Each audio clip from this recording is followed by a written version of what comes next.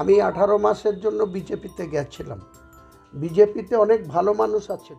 জনাব ফিয়াদ হাকিম সাহেবকে আরেকটু কোরআন হাদিসের মোতাবেক একটু পড়াশোনা করতে। আবার দুই হুমায়ুন কবির সাহেব, তাদেরকে আমি ব্যক্তিগতভাবে চিনি, যোগাযোগ টুকটাক থাকে। আমি তাদের বলবো যে ফিয়াদ হাকিম ঠিক কি বলেছেন পুরোটা একবার দেখে নিন।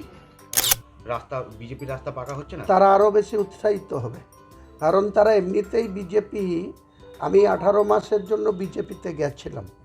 বিজেপিতে অনেক ভালো মানুষ আছে দিল্লিতে, আরএসএসেও অনেক ভালো মানুষ আছে, অনেক উঁচু স্তরের আরএসএসের লোকদের সঙ্গে আমি দিল্লিতে 10 নম্বর আকবর রোডে ওদের যেখানে হেডকোয়ার্টার ছিল, এখন অন্য জায়গায় হয়েছে, 7 স্টার হোটেলের মতো বিজেপির পার্টি অফিস হয়েছে। কিন্তু 10 নম্বর 11 নম্বরে যেখানে আকবর রোডে বিজেপির পুরনো কার্যালয়, সেখানে আরএসএসের সদর কার্যালয়ে আমি একাধিকবার গেছি, কথা বলেছি।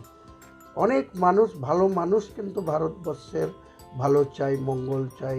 তারা মুখে যাই বলুক, তারা ভারতবর্ষ যে হিন্দুস্থান হবে না সেটাও তারা ভালো করে জানে এবং অনুভব করেন।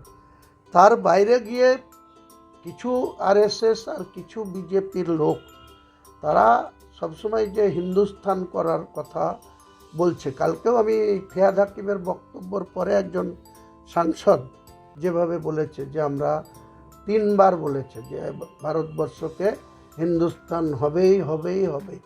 আমি বলছি ভারতবর্ষের মতো দেশ সাংবিধানিকভাবে B.R. আম্বেদকর প্রায় 3 বছর এর বেশি সময় ধরে যে সংবিধান তিনি তৈরি করে গেছেন, এই ভারতবর্ষ কোনো দিন ধর্মনিরপেক্ষ থেকে কোনো দিন হিন্দুস্থান হতে পারে না। কোনো দিন মুসলিমদের আধিপত্য বেড়ে গেলেও এটা কোনো দিন মুসলিম কান্ট্রি হবে না।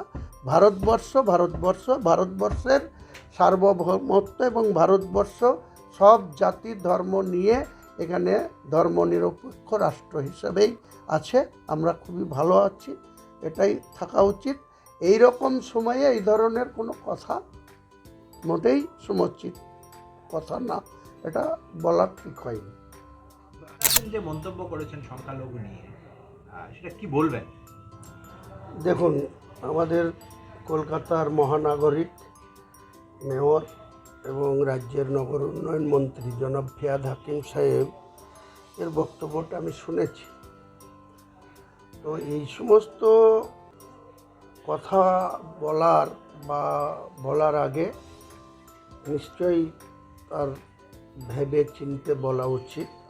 উনি যেটা বলতে চেয়েছেন যে পশ্চিমবাংলায় আমরা মাইনরিটি সম্প্রদায়ের মানুষ যারা রয়েছে বা মুসলিম যারা রয়েছে, তারা আগামী দিনে সংখ্যালঘু না সংখ্যাগরিষ্ঠতায় চলে আসবো, এটাই তো বলেছেন উনি। তো আমি বলবো যে জনাব ফিয়াদ হাকিম সাহেবকে আরেকটু কোরআন হাদিসের মোতাবেক একটু পড়াশোনা করতে।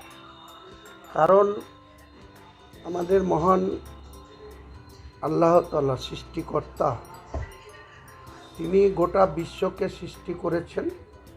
তিনি সপ্তম যে আরশ, সেই আরশে তিনি যেখানে বিরাজ করেন থাকেন, সেখান থেকে তিনি গোটা বিশ্বকে তিনার একটা শব্দ দিয়ে তিনি সৃষ্টি করতে পারেন। আবার একটা শব্দ, কোন শব্দতে তিনি পৃথিবীকে, বিশ্বকে শেষ করে দিতে পারেন, সেই ক্ষমতার অধিকারী মহান আল্লাহ তাআলা। তো তিনার কোনো আগামী দিন নিয়ে বা তিনার ভবিষ্যৎ নিয়ে বা তিনি কোন সম্প্রদায়ের মানুষকে বেশি এখানে মানে হায়াত দরাজ করবে বা বেশি দিন বাঁচিয়ে রাখবে, কোন সম্প্রদায়ের মানুষকে তাড়াতাড়ি উঠিয়ে নেবেন, এটা সম্পূর্ণ মহান উপরওয়ালার দয়া বা তিনার সৃষ্টি। এ নিয়ে হুমায়ুন কবিরও বলার মূর্খামি হবে, বা যিনি বলেছেন তিনাকে ভেবে চিনতে এইসব কথা বলার জন্য।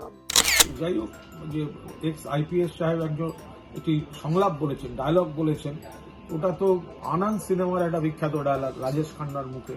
কিন্তু সব সিনেমার ডায়লগ আবার সব ক্ষেত্রে প্রযোজ্য হয় না, একটু দেখে নেওয়া ভালো। আবার দুই হুমায়ুন কবির সাহেব, তাদেরকে আমি ব্যক্তিগতভাবে চিনি, যোগাযোগ টুকটাক থাকে।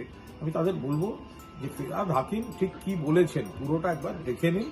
গোটা মুসলিম সমাজ, নতুন প্রজন্ম, তাদেরকে আরো বেশি করে শিক্ষিত করা, প্রতিযোগিতামূলক পরীক্ষা, তাদের কোয়ালিটি বাড়ানো, সরকারের বিভিন্ন জায়গায় পার্টিসিপেশনে আরো বেশি করে আসা, সেইটার উপর তিনি বলছিলেন। বলতে বলতে ওই ধরনের এমন একটা বাক্য গঠন করেছেন যা নিয়ে বিরোধীরা একটা বিকৃত প্রচার করছে। ফলে দয়া করে সেগুলো একটু দেখে নিন, এমন কোনো ভুল বোঝাবুঝি বিবৃতি কিছু দেবেন না যাতে আবার তার মধ্যেও বিরোধীরা কিছু সুযোগ পায়।